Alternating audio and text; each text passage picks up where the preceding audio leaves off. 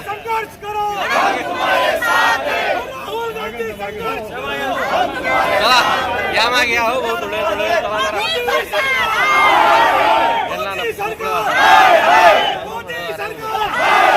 एवढी गर्दी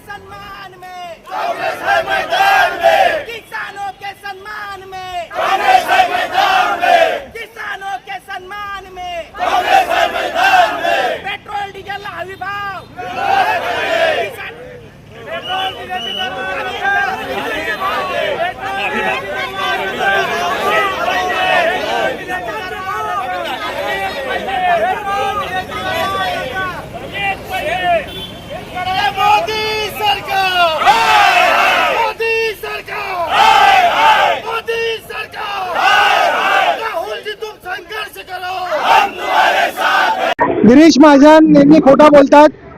त्यांनी मागे अशा शेतकऱ्यांना खोटं आश्वासन दिले, भूलथापा दिले।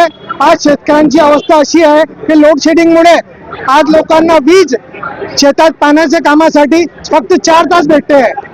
या भूलथापा देणे सरकारने बंद करावे, सुरळीत त्यांना वीज पुरवठा द्यायला पाहिजे। तसेच जे सरचार्ज महाराष्ट्र गव्हर्नमेंटने लावलेला आहे डिझेल पेट्रोलवर 35 रुपये लिटर पेट्रोलवर आणि 12 रुपये लिटर डिझेलवर लावलेला आहे, हे कमी करून शेतकऱ्यांना तसेच लोकांना मदत करावी, जेणेकरून महागाई वाढणार नाही।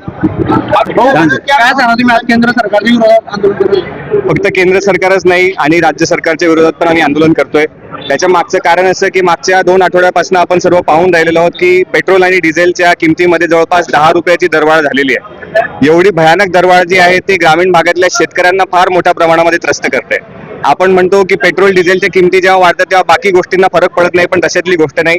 पेट्रोल डिझेलच्या किमती वाढताच दुसऱ्या दिवशी आमच्या ग्रामीण भागामध्ये 8 तासाची जी रात्री पहिले 10 तासाची लाईट भेटत होती ती 8 तासांवरती आणली आणि आता 6 तासांवरती ते देत आहेत। कालच्या दिवशी आम्ही उडती बातमी पाहिली की नाही परत सरकार 8 तास देते, पण आज सकाळीच मला 10 ते 20 शेतकऱ्यांचा फोन आमच्या तालुक्यातून बाकी ग्रामीण भागातून आला की नाही दादा आम्हाला 4 तासाच्या वरती लाईट भेटत नाही। अशी भयावह परिस्थिती आता जी झालेली आहे की केळी आपला आपण जळगाव जिल्हा म्हणतो की केळी प्रधान देश आपला आहे, कृषी प्रधान जिल्हा आपला आहे। या जिल्ह्यामध्ये 10 तास केळीला रात्री लाईट मिळालीच पाहिजे अशा प्रकारची योजना शासन करतंय का? शासन या गोष्टीमध्ये नाकर्तेपणा दाखवतंय का? आपल्या सन्माननीय जिल्ह्याचे मंत्री महोदय म्हणतात की शेतकरी काळा बाजार करून राहिले। अशा प्रकारच्या गोष्टी जर कधी नेताच आपल्या जनतेवरती आरोप लावत असेल तर जनतेने जायचं कोणाकडे? म्हणून आज आम्ही आंदोलन फक्त नाही पण कलेक्टर महोदयांना निवेदन देण्यासाठी सुद्धा आलेलो आहोत की इंधन दरवाढी संदर्भात जे शेतकऱ्यांसाठी नियोजन करणे गरजेचं आहे।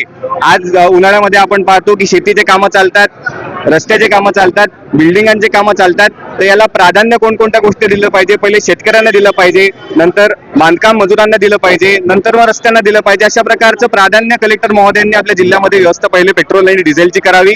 त्यानंतर आम्ही MSCB ला सुद्धा सांगणार आहोत, दोन निवेदन देणार सुद्धा आहोत की शेतकऱ्यांना जी रात्रीपासून 10 तास सलग लाईट मिळत होती त्याच्यामध्ये कोणत्याही प्रकारची खपात आम्ही सहन करून घेणार नाही। आमची ती पुनर्मागणी असणार आहे की शेतकऱ्यांना आपल्या केळी पीक होणाऱ्या शेतकऱ्यांना रात्री 10 तासाची लाईट मिळालीच पाहिजे।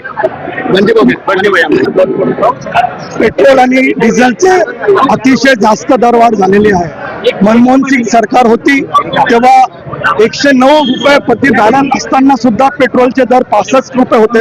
आता 98 रुपये दर असताना देखील 113 रुपये पेट्रोलचा भाव आहे, 100 रुपये डिझेलचा भाव आहे। तर अतिरिक्त पैसा मोदी सरकार हा लोकांवर लादत आहे। हे लादणं हे पेट्रोलचे भाव दर कमी एकंदरीत करण्याचे 2014च्या नंतर आता पेट्रोलचे आणि डिझेलचे भाव गगनाला मिळालेले आहेत आणि त्यांच्या काळामध्ये भाव फार कमी होते. काय सांगणार यावर? तेच आपल्याला सांगतोय की मनमोहन सिंग साहेबांच्या काळामध्ये 109 रुपये बॅरलचा रेट असताना सुद्धा 65 रुपये पेट्रोलचा दर होता. आता त्याच्यापेक्षा कमी आहे, 98 रुपये प्रति बॅरल आहे, तरी पेट्रोल 113 रुपये आहे. तर हा अननेसेसरी लोकांवर लादलेला कर आहे, सरचार्ज आहे आणि अतिरिक्त पैसा लोकांकडनं वसूल करता आहे. तो अतिशय चुकीचा आहे, हे बंद केलं पाहिजे. आणि या शेतकऱ्यांना काम करण्याच्या वेळेस डिझेल मिळत नाही आणि एवढा महागात मिळतंय, तर शेती कामाला एवढा महागाचं डिझेल घेऊन त्यांना काय पुरणार आहे? त्याच्यासाठी डिझेल आणि पेट्रोलचे दर पण कमी झाले पाहिजे. त्यातल्या त्यात त्यांनी सीएनजी आणि एलपीजीचा कालपासून रेट वाढवले. 4 रुपये रेट वाढवल्यामुळे जे पॅसेंजर ऑटोमध्ये जातात किंवा टॅक्सी आणि गरीब जनतेला बाहेर जाण्यासाठी जी ऑटोची मदत होते तेही मागितल्यामुळे तर लोकांना भरपूर त्रस्त झालो. तरी या सरकारने आम जनतेची कदर करून त्यांच्या मतावर तुम्ही निवडून आलेले अतिक्रय अन्याय बंद करावा अशी आमची विनंती. हे जे सरकार आहे हे जनतेच्या विरोधातलं सरकार आहे. ज्या पद्धतीने देश वाईट परिस्थितीने चाललेला आहे आणि पंतप्रधान हे फॉरेन दौरा करताय हे निंदनीय बाब आहे. आज काँग्रेसच्या वतीनं आम्ही आज बीजेपी सरकारचा आणि या महागाईचा तीव्र शब्दामध्ये निषेध करत आहे. धन्यवाद.